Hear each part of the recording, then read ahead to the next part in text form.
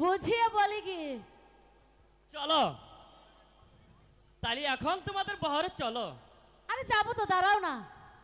এত কষ্ট করে বাঁশির সুরে আমাকে যে এখানে টেনে এলে, আর এখন এমনি ভাবেই চলে যাচ্ছ? তাহলে তুমি একটা গান গাও। ওই আমার কাঙ্কের কলসি চলে গেল রে ভাসি, মাঝি রে তোর নৌকার ঢেউলা গিয়া রে, মাঝি